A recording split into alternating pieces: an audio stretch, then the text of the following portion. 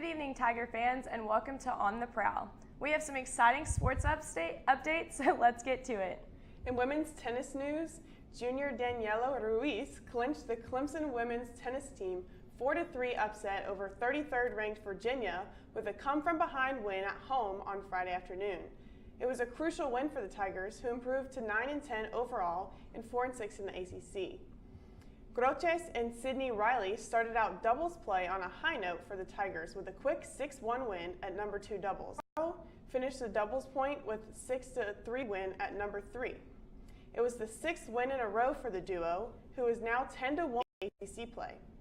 The Cavaliers evened the score with a win at number 1 singles before sophomore Ian Bloomfield claimed a win in straight sets at number 2 Virginia tied the match again, winning on court 5, and then Navarro pulled out a 6-4, 7-6 win at number 4 to put the Tigers back up. Then Ruiz, who lost the first set 6-2 and trailed 5-2 in the second set, came back to win 7-5 and then took the third set 6-3. The native of Bolivia has won 4 of her last 5 singles matches since entering the lineup on March 19th. The Tigers head to Florida this weekend for their final regular season matches. Clemson fit on Sunday. In men's tennis, another top 10 upset in doubles for the duo of Dafra Sanud, for 11 North Carolina. Tigers fell to 8-1 in the overall and 1-7 in the ACC. For the second time this season, the pair took down a top 10 nationally ranked doubles team. First, it was the number 1 team in the nation, and on Friday, it was the number 9 team, 6-3. Their win on court 1 forced a deciding match on court 2, but the Tigers came up just short against the ITA National Team Indoor Championship runner-ups. The Tar Heels extended their lead to 3-0 with straight set wins on courts 1 and 3. North Carolina went on to clinch the match on court 4. Sanoon played a close match with number 34 Bloomberg on court 2, splitting the first tiebreaker, giving the Tar Heels a 5-0 advantage. North Carolina completed the sweep with a pair of wins on 5 and 6. Clemson returned to the court Sunday, then Duke defeated the Tigers 5-2, and the Tigers dropped to a 1-8 in the ACC. In another hard-fought doubles match, the Tigers came up just short. After Duke had taken court 3, the dynamic duo of Dafra Sanoon and Sam Edwards defeated their second nationally ranked opponent of the weekend and third of the season. This time they beat the 81st ranked team 6-4. Decided on court 2, where Alex Favreau and Robert Dudley forced a tiebreaker before Duke clinched the doubles point. Duke took a 2-0 lead in a straight set win on court 6, but junior Alex Favreau was not far behind on court 2 sets 6-2 and 6-1 to cut the Blue Devil lead to only 1. Duke extended their lead back to 2 with a straight set win on court 5. Sanoon cut the Blue Devil lead to 3-2 on court 1 when he defeated number 72 Spencer Furman in straight sets 6-3 and 6-4. Duke clinched the match, winning on court 3 6-3 and 7-5, and extended their lead to 5-2 on court 4. Clemson hits the courts again on Friday against Louisville at 5 p.m. for Senior Day here in Clemson. The Tigers are going to be honoring 6 seniors prior to the match. The Spec Towns Invitational this past weekend is Friday and Saturday, April 7th and 8th at the University of Georgia. And just straight from Clemson Tigers, 100-meter hurdles, in both genders with season best sides. Darren Gordon won the men's event with a time of 52.17 seconds, while Lakeisha Warner outlasted teammate Marquita Thomas to post a 58.83 second win in the women's race. The Tigers also claimed wins in the women's 400. That was Olivia James. So 4 total top finishes for the Tigers in track. So real proud of them this past weekend. Ursula Farrow and Sabria Hadley were the top collegiate performers in their respective events, the women's 800 and 100 meters. Farrow ran a season best 2 minutes and 4.83 seconds, while Hadley posted the top time this season by any Tiger at 11.36 seconds. Both finished back in action April the 22nd at the LSU Alumni Gold event in Baton Rouge, Louisiana. So in baseball news, Charlie Barnes 10 strikeouts, and every Tiger starter had at least 1 hit, and number 4 Clemson's 12-1 victory over Virginia Tech. Barnes earned the win by allowing only 4 hits, 1 run, and 2 walks in 7 innings pitched. He was assisted by a team season-high 3 double plays by the Tiger defense Logan Davidson. Logan Davidson started the scoring in the 2nd inning when he came home on a wild pitch with 2 outs. Clemson regained the lead in the bottom of the 3rd inning on Davidson's solo homer, his 5th long ball of the year. The Tigers added single runs in the next 2 frames, then Jordan Green lofted a 2-run double in the 7th inning. Clemson, who totaled 16 hits in the game, pulled away with Reed Rollman hit another homer and 2 doubles over Virginia Tech on Saturday. The Tigers, who took a 2-0 5 overall and 12-2 in the ACC. Virginia Tech scored 2 runs in the 1st inning, then Clemson came back with 3 runs in the 4th inning, highlighted by Rollman's leadoff home run, his 3rd long ball of the season. Seth Beer led off the 7th inning with a home run, his 9th long ball of the year. Then the Tigers added another run in the frame on a double steal. Tigers starter Alex Eubanks earned the win as he only allowed 6 hits, 3 runs, and 1 walk with 7 strikeouts in 7 innings pitched. Riley Gilliam pitched the 9th inning to record his 3rd save of the season. On Sunday, 4 runs in the 4th inning to take the lead for good in the 8-3 win over Virginia Tech. The Tigers, who swept the series 3 games in a row over Virginia Tech at home, dating back to 1984, improved to 28-5 overall and 13-2 in the ACC. The Hokies dropped to 17-17 overall and 6-9 in the ACC play. Virginia Tech took its 2-0 lead in as many days when it scored 2 runs in the 3rd inning. But the Tigers responded with 4 runs in the 4th inning, keyed by Andrew Cox's 2-run single and Jordan Green's 2-run single. Robert Jolly belted a 2-run single in the 5th inning, then Reed Rollman extended his hitting streak with a run-scoring single for Clemson. This is the Tigers' 5th win in a row. Every Tiger starter also had at least Pat Prowl earn the win as he allowed only 5 hits, 2 runs, and 2 walkouts with 3 strikeouts in 5 innings pitched. The Tigers moved up 1 spot to number 4 in this week's collegiate baseball poll and remained in the top 5 in the Baseball America ranking and number 4 in USA Today's coaching poll. Clemson won all 4 games last week, including a 3-game sweep of Virginia Tech last weekend. It marked the 16th week in a row dating to 2016 that the Tigers were ranked in the top 25 of at least one of the polls, and the 6th straight week ranked in the top 10 by Baseball America. Named ACC Co-Pitcher of the Week announced Monday by the league office. Barnes received his first career weekly honor by the ACC week in a row that a Tiger has been honored by the ACC. The Tigers will host Charleston Southern tonight at 6:30 p.m. on ACC Network Extra.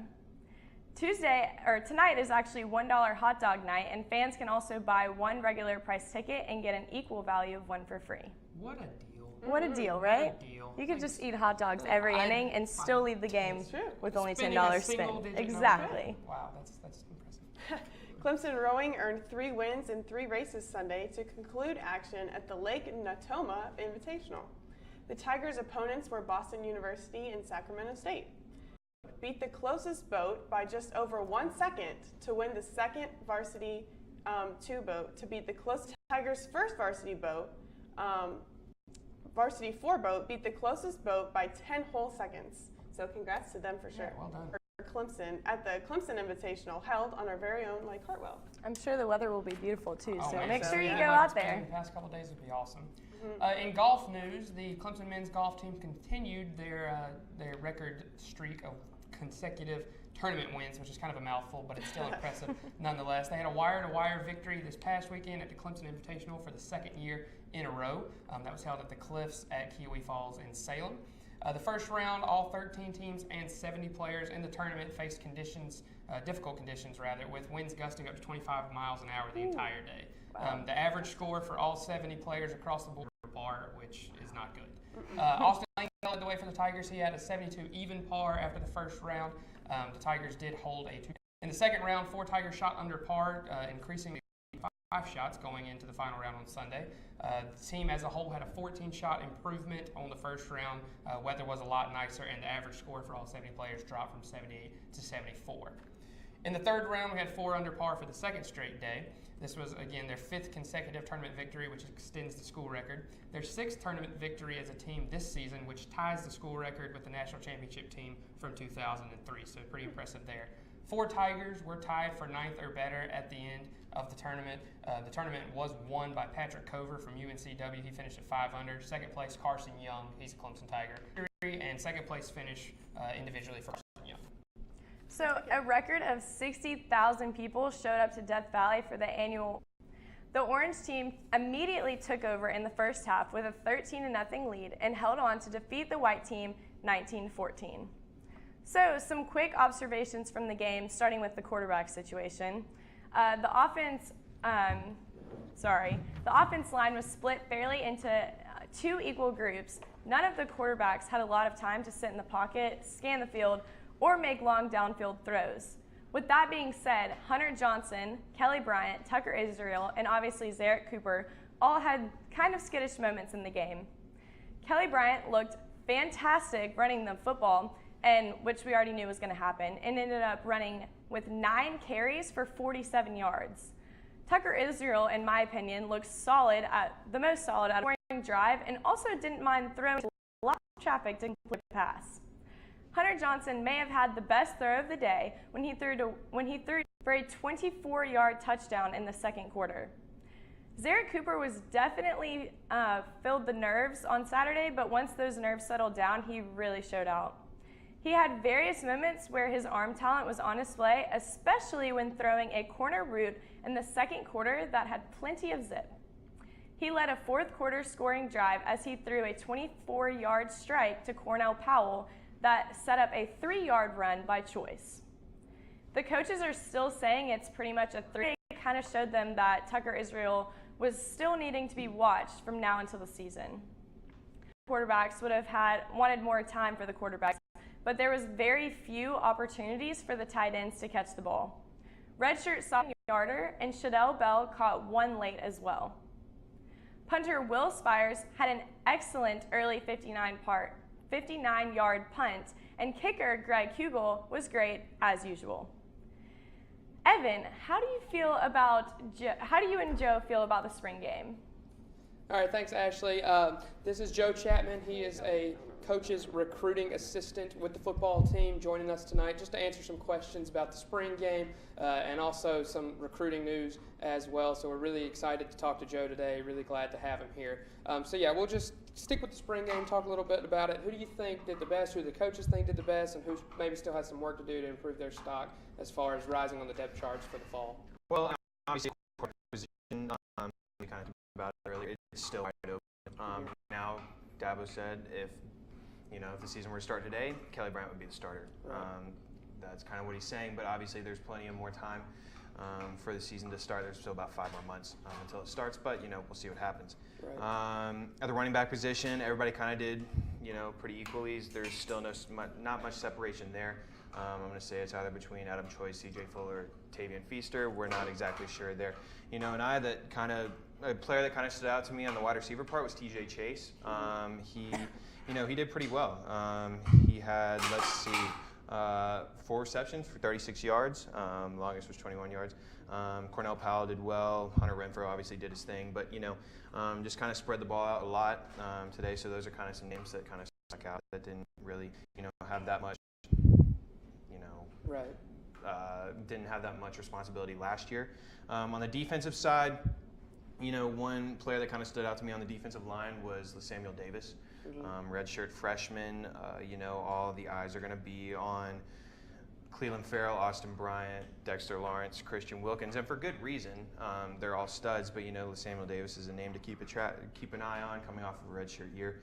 At the linebacker position, obviously you lose Ben Boulware, but bringing in Shaq Smith coming off a redshirt year, Trey Lamar is going to be a stud. Kendall Joseph, Dorian Daniel, there's plenty of depth there, so I think that shouldn't be a problem. But those kind of some names that kind of stuck out to me during the game, but still plenty of time until the season starts. I know we talked a little bit about the quarterbacks, but that's obviously everybody's been talking replace a two-time Heisman honoree in Deshaun Watson. So I know Dabo said if the season started today, Kelly Bryant would be the starter, but is Kelly Bryant definitely the starter for Kent State in August? I can't answer that question right now. I'm not exactly sure, but I mean, obviously, if we were playing Kent State tomorrow, he'd start. Right. That's just kind of bottom line. But there's 5 more months to figure out that answer. Sure. You know, with Hunter, it's just learning the playbook. You know, he's got the mental stuff down, but learning the playbook is going to be huge for him. He's got the physical tools also. You know, Zarek's got all the tools in the world, but you know, for him, it's just figuring out the mental side of it, and so we'll see. But I don't know. You know, it's wide open right now, but you know, plenty of time to figure plenty it out. of time to figure Kelly it out. Bryant's starting job to lose is what I'm hearing. Should bank on the fact that Pendleton is a quarterback for August, that if people were keeping score at home, they could put Kelly Bryant as the starting quarterback as of right now. As of right now, yes. Okay, so some big recruiting news. I know you work in the recruiting office, so obviously I don't have to tell you this. You already know it. But Xavier Thomas, obviously one of the top recruits in the class of 2018, last week committed to Clemson. So kind of give us an outlook on the class of 2018, obviously with Trevor Lawrence being highly sought after quarterback there in the class of 2018, and us picking up 2 of the top 3 recruits in the class of 2018. Kind of tell us how the coaching staff and some of the recruiting guys are looking ahead to 2018. Well, this 2018 class is going to be small, but it's going to be a really special class. And obviously, when you have the top offensive guy in the country and then arguably the top defensive guy in the country, you know, you're starting off on a right foot. And so we have 8 guys committed right now. We have obviously Trevor, Xavier, Kendrick as your wide receiver. Braden Galloway also committed on Saturday night. He has only been playing football for 1 year, but he's 6'6", 220, has great hands, and he's going to be a guy to look out for at the tight end spot. He could be a stud. His ceiling is high. Ceiling is the roof. Ceiling's for the him. roof Right, for him, yeah, exactly. Then you got, on the defensive side, you obviously have Xavier. You have Justin Maskell, who's another great defensive end out of Georgia. Josh Belk, defensive tackle there. And then you got Jake Venables, Brent's kid, and then Mike Jones is your linebacker commits. But, you know, there's still a lot of time in this class. And with Xavier and Trevor, you know, it's going to chase for the #1 spot in the country, and it's going to be a really special class. So it's going to be really exciting to see. Right. So I know a lot of Clemson fans are can't do better than a national championship. So the best thing that you could do the year after winning a national championship would be to win another one. And a lot of people feel like they're going to see any kind of drop off. Obviously, maybe a little bit this year, but like with the class of 2018, kind of pick up maybe where Deshaun and Ben Boulware and Jordan Leggett, where they kind of left off, if that makes sense. Could we see the same kind of production out of the class of 2018 that we did out of the class of, I guess, 2014, maybe 2015? Oh, without a doubt. And obviously, and even the 2017 class especially, you got T. Higgins, whose hasn't even arrived yet. He's a stud.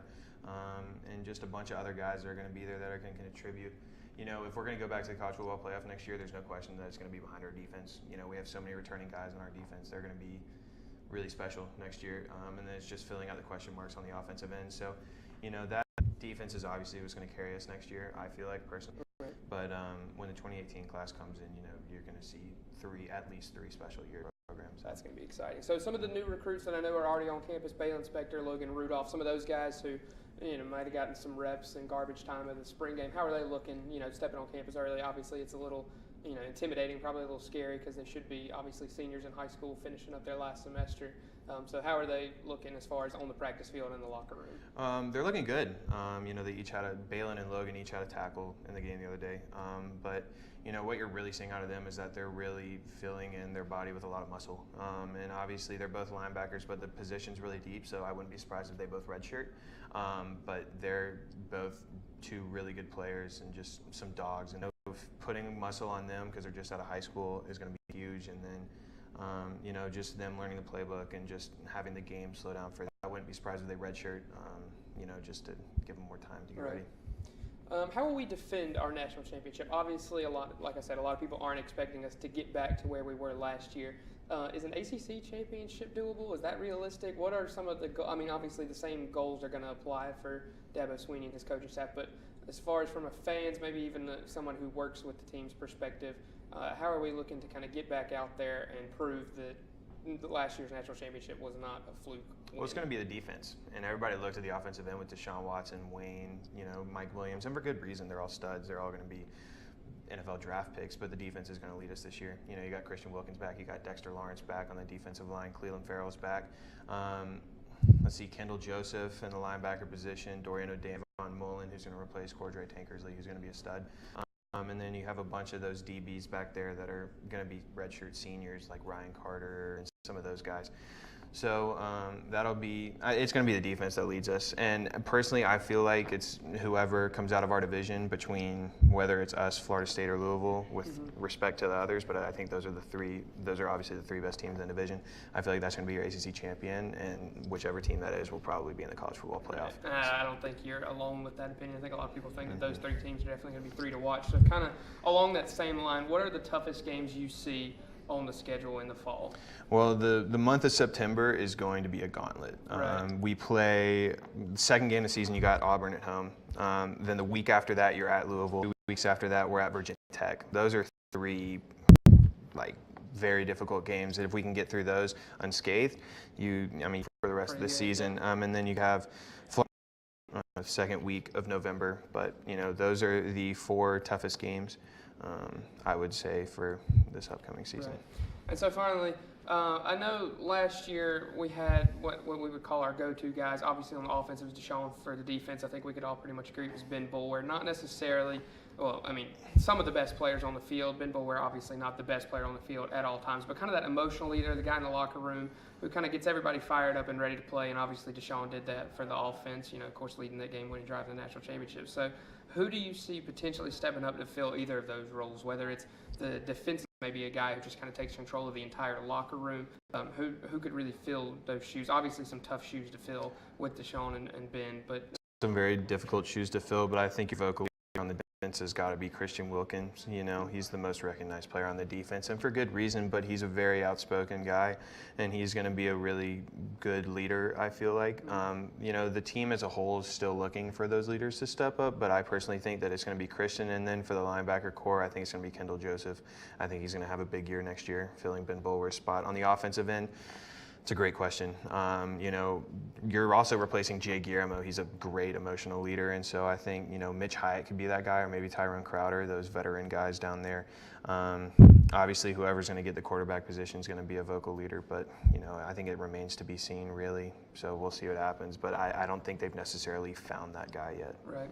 A lot of question marks heading into the fall. Chapman, coaches recruiting for the football team here at Clemson University. That wraps up this week's episode. We'll prowl throughout the next week and tell you what we find next Tuesday at 6. Tigers. There we go.